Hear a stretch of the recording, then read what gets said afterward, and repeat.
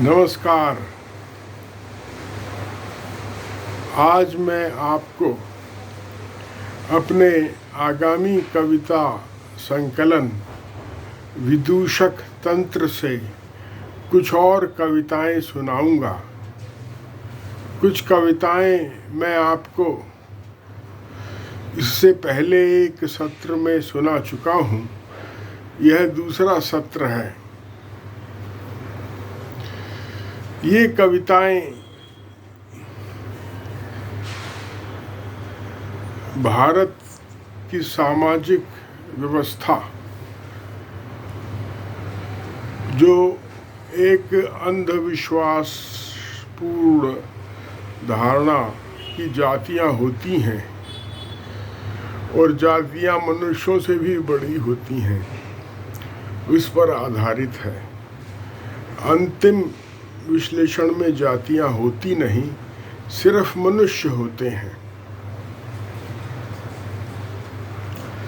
लेकिन इस जाति की भावना पर आधारित ऊंच नीच, शोषण, सामाजिक और आर्थिक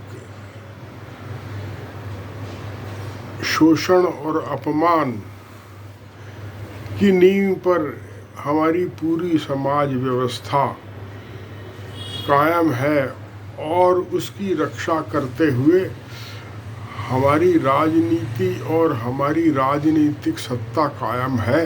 यहाँ तक कि हमारा संविधान भी इसमें कोई हस्तक्षेप नहीं करता, यद्यपि वह सकारात्मक रूप से इतना अवश्य कहता है कि कानून के सामने सभी भारत के नागरिक समान हैं। देखिए, हम आज की कविता शुरू करते हैं। शपथ लेना नई मुख्यमंत्री का। ये दरअसल इसी साल लिखी हुई कविताएं हैं और मैं दिल्ली में हूँ, तो दिल्ली में जो राजनीतिक हलचल है उसे आप भरपूर इन कविताओं में दर्ज होता हुआ पाएंगे। वह इसलिए कि राजनीतिक हलचल या राजनीति समाज के केंद्र में स्थापित हो गई है। सब कुछ उसी से तय हो रहा है। देखिए, शपथ लेना नई मुख्यमंत्री का। लोकतंत्र नहीं, विदूषक तंत्र। कल रेखा गुप्ता बनी दिल्ली की मुख्यमंत्री तो पंजाब केसरी बोले, बनियानी के साथ बनिया समाज को साधा। ये शब्द मैंने थोड़े बदल दिए हैं, उनके थोड़े दूसरे थे, लेकिन आशय अखबार का यही था। बनियानी के साथ बनिया समाज को साधा। मोदी भी रहे मौजूद कथित ऐतिहासिक शपथ सम्मेलन में, जो रामलीला मैदान में हुआ, जिसमें उसे उस मैदान की ऐतिहासिकता ही एकमात्र ऐतिहासिकता थी। नव भारत आज कह रहा है, शपथ एक्शन में सरकार। देखिए क्या कह रहा है, शपथ एक्शन में सरकार। यह एक तरह का नया एक्शन मीडिया ने खोज निकाला है और इसके लिए एक नई शब्दावली गढ़ ली है। जैसे वो कोरोना योद्धा गढ़ लिया था और आजकल अमृतकाल गढ़ लिया है, ऐसे ये नया शब्द गढ़ लिया है कि जब भी कोई भारतीय जनता पार्टी की सरकार शपथ लेती है, अस्तित्व में आती है, तो और कुछ करे ना करे, लेकिन एक्शन होता हुआ शपथ लेने का जरूर दिखाई देता है। देखिए कैसे भरमाया जा रहा है जनता को। नव भारत आज कह रहा है, शपथ एक्शन में सरकार। यह एक्शन भी ऐतिहासिक है। कल ही रेखा ने मिटाए थे वे सारे ट्वीट, जिन्हें चैनल वाले कह रहे थे इतने भद्दे हैं कि दोहराए भी नहीं जा सकते। प्रियंका गांधी और केजरीवाल की माता के खिलाफ यह ऐतिहासिक है कि शपथ लेने वाले दिन कोई मुख्यमंत्री गाली गलौज वाली छवि की बताई जा रही थी। खैर, शपथ लेकर वह शाम यमुना आरती के लिए यमुना तट पर पहुंची। उनके मंत्रिमंडल में मौजूद एक गालीबाज मंत्री ने लिखी थी, यमुना की आरती केजरीवाल के काल में उनका मंत्री रहते। आरती के बाद ज़्यादा विश्वास से आती हैं गालियाँ। केजरीवाल के मंत्रिमंडल में कौन मंत्री था जिसने यमुना की आरती लिखी थी, और अब वह भाजपा के मंत्रिमंडल में भी आ गया है, आप समझ गए होंगे। आरती के बाद ज़्यादा विश्वास से आती हैं गालियाँ, ऐसे हुई यमुना साफ। बहुत बड़ा वादा था चुनाव से पहले कि यमुना साफ करेंगे। आरती के बाद ज़्यादा विश्वास से आती हैं गालियाँ, ऐसे हुई यमुना साफ, जो था सबसे बड़ा वायदा चुनाव में। फिर आया आयुष्मान भारत, जो प्रतीक है मोदी का, जो सरकारी अस्पतालों के सत्यानाश की योजना है, ताकि यह क्षेत्र भी अंबानी अडानी को देकर कुछ नकद नारायण मिले, जिससे चले दल और जीते जाएं चुनाव। खुश रहें छुट भइयों संग बड़े भइये, गुजरात से मणिपुर तक, कश्मीर से केरल तक। मोदी ने कहा, चुनाव जीतते ही महिलाओं को देंगे 2500 रुपये प्रति माह। 8 मार्च को महिला दिवस के दिन, मगर कल कुछ नहीं हुई इस पर बात। बड़े करतब होने वाले हैं दिल्ली में, ऐसा लगता है जैसे कि ये निर्मला सीतारमण ने सरकारी कंपनियों की अंबानी अडानी को भेंट देकर, धारावी की जमीन देकर, पोर्ट, एयरपोर्ट, कोयला खदानें देकर, हरियाणा में सरकारी स्कूलों को बंद कर उनकी जमीन काबू कर, दिल्ली में भी है बहुत सरकारी जमीन जिस पर धारावी की तरह बसे हैं गरीब लोग, भारत के अदृश्य नागरिक। उधर खबर है, एक स्कूल के प्रधानाचार्य ने दूसरी कक्षा की बलात्कार पीड़ित छात्रा को टॉफी देकर वापस भेजा क्लास में। देखिए क्या करती है महिला मुख्यमंत्री। सोचता हूँ यदि निर्मला सीतारमण गृह मंत्री होती तो क्या कुछ कम होते बच्चियों पर बलात्कार।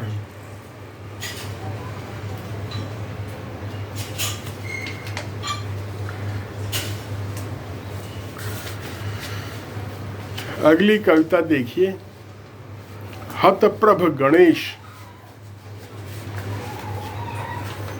इनके सामने गणेश जी भी हतप्रभ हैं। गणेश जी सबसे बुद्धिमान देवता माने जाते हैं, लेकिन उनकी बुद्धि भी फेल है भाजपा की तिकड़मों के आगे। देखिए, माया बहुत प्रपंची होती है, उसके प्रपंच को जानना विष्णु के अतिरिक्त किसी के लिए संभव नहीं है। गणेश जी भी हतप्रभ हैं भाजपाई माया के आगे। देखिए, पुनर्वास बस्ती में दिल्ली की रोए खड़े होने लगते हैं मुझ जैसे मध्यवर्गीय कवि के।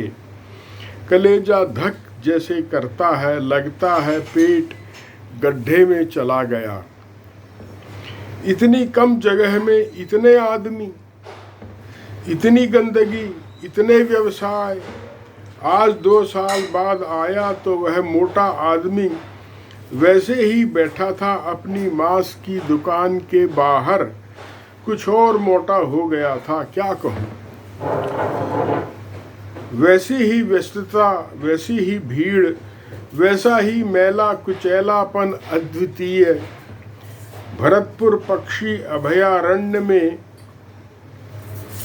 मुझे पथ प्रदर्शक ने अजगरों का ढेर दिखाया था, सैकड़ों छोटे बड़े। कीड़ों से गतिमान थे वृक्षों के झुंड के नीचे। यह मगर और भीषण है इंसानी बस्ती। पैदल लौटा तो दूर खाली सड़कें रेहड़ी ठेलियों, लोगों और गंदगियों से भर गई थी। बहुत लोग आ रहे हैं दिल्ली में स्पष्ट भासता है, बस खबर यह कानों कान छुपा दी जाती है अखबारों में। देश हमारा गंदी बस्ती में तब्दील हो रहा है। दिल्ली की नई मुख्यमंत्री मगर बहुत ऐश्वर्यशाली दिखती है।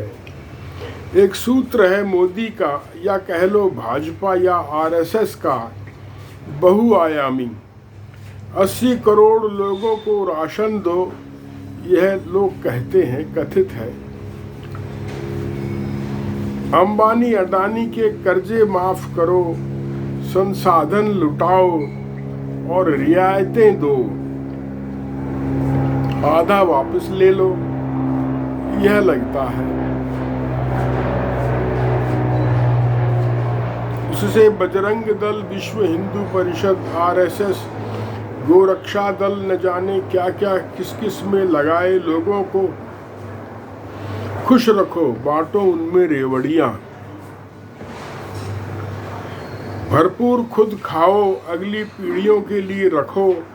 साधुओं जो कथित हैं और हर तरह के मंदिरों को पढ़ाओ, भड़काओ, अपने खेमे में लाओ। अल्पसंख्यकों विरोधियों को धमकाओ, जेल भिजवाओ, पीटो और उन्हीं पर केस लगवाओ, 100 एक पर। राहुल हो या केजरी, पूरी देश में अदालतों में केस खुलवाओ। आईटी सेल, प्रचार, कुप्रचार, दुष्प्रचार, सारी संस्थाओं को बट्टे खाते में डलवाओ।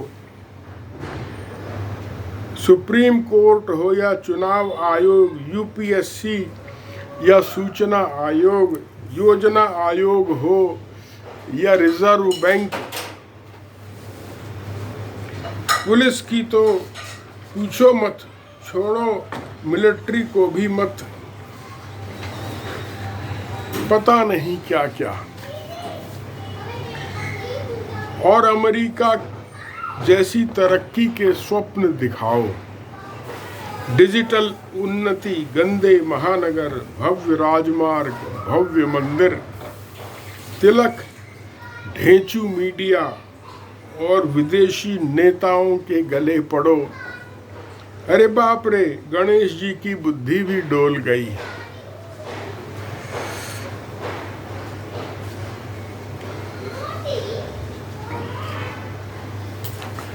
अगली कविता छोटी सी है। अयोग्य भारत।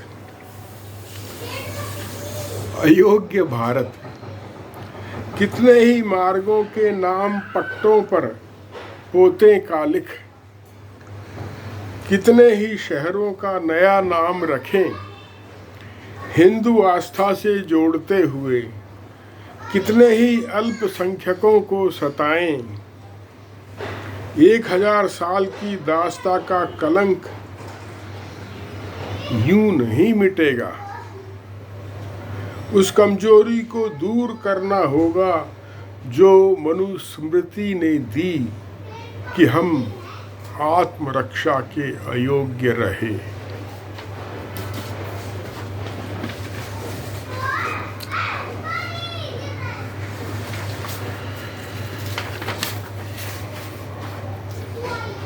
सुन लीजिए, यह आज की आखिरी कविता हम पढ़ेंगे।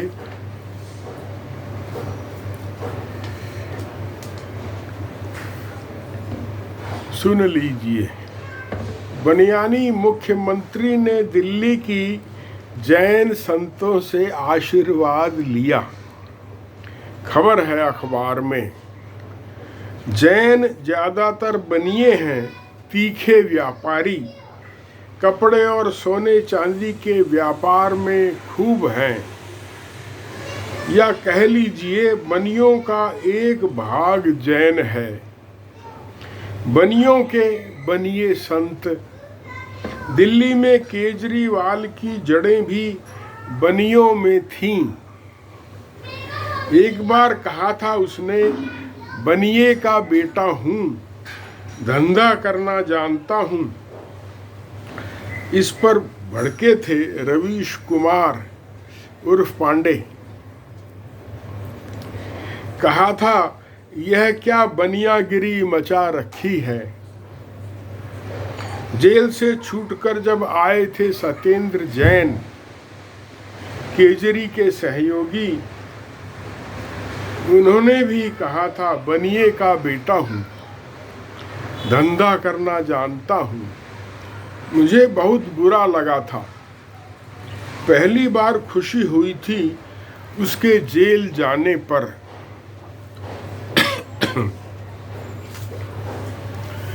भाजपा मचा रही है बनियागिरी।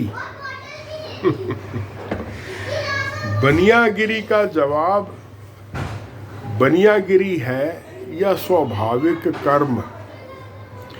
जैसा कहा है गीता में 2000 साल पहले। फिर चाहे बनियों बामन क्षत्रियों ने दे दी हो मिट्टी उस पर। जैसे कहा है गीता में 2000 साल पहले, बनियागिरी का जवाब, बनियागिरी है या स्वाभाविक कर्म। जैसा कहा है गीता में 2000 साल पहले। फिर चाहे बनियों बामन क्षत्रियों ने दे दी हो मिट्टी उस पर। जातिवाद वर्णवाद की। हालांकि कहने वाला तो कह गया कि कहा है कृष्ण ने, पाप योनि वैश्य शूद्र और स्त्री भी मेरी शरण में आए तो तर जाते हैं। ये एक ब्रैकेट में रख लिया गीता ने। पाप योनियों को, चंडाल आदि को पाप योनि कहा जाता था, जिनका धंधा लोगों को फांसी देना था। पाप योनि वैश्य बनिए, शूद्रों को आप जानते हैं, और स्त्रियों को एक ही शरण, एक ही ब्रैकेट में रख दिया, एक ही धरातल पर, कि पाप योनि वैश्य शूद्र और स्त्री भी अगर मेरी शरण में आए तो वे भी तर जाएंगे। ब्राह्मण और क्षत्रिय तो तरेंगे ही। ये गीता का एक श्लोक है, 9वें अध्याय का 32वां श्लोक। इससे पता चलता है कि 2000 साल पहले जब गीता लिखी गई तो बनियों की स्थिति इतनी अच्छी नहीं थी, और किसानों की भी अच्छी नहीं थी। उन्हें बनिया कहा जाता था, क्योंकि गीता में कृषि को, खेती बाड़ी को बनियों का काम लिखा गया है 18वें अध्याय में। खैर, इस कविता पर लौटते हैं। बनियागिरी का जवाब, बनियागिरी है या स्वाभाविक कर्म। जैसा कहा है गीता में 2000 साल पहले। फिर चाहे बनियों बामन क्षत्रियों ने दे दी हो मिट्टी उस पर। जातिवाद वर्णवाद की। हालांकि कहने वाला तो कह गया कि कहा है कृष्ण ने, पाप योनि वैश्य शूद्र और स्त्री भी मेरी शरण में आए तो तर जाते हैं। बामन क्षत्रियों को तो बैठा लिया होगा अपने साथ ऊंचे आसनों पर। छद्म जातिवाद से तो खुला जातिवाद अच्छा है। छद्म सांप्रदायिकता से तो खुली सांप्रदायिकता अच्छी है, ताकि रोग सबकी नजर में आ जाए और शुरू हो जाए इलाज। फिर चाहे इलाज से भी शुरू में थोड़ा बहुत बढ़ जाए रोग, जैसे कहते हैं होम्योपैथी में, जैसा कहा जाना चाहिए मानविकी में। जातिवाद और सांप्रदायिकता अपसंस्कृति हैं, कहा जाना चाहिए मानविकी में, सोशल साइंसेस में, स्कूलों कॉलेजों में, हिस्ट्री में। क्या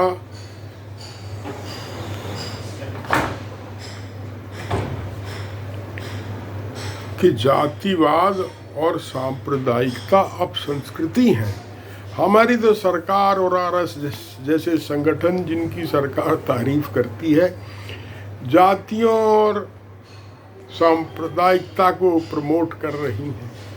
यह दुर्भाग्य है।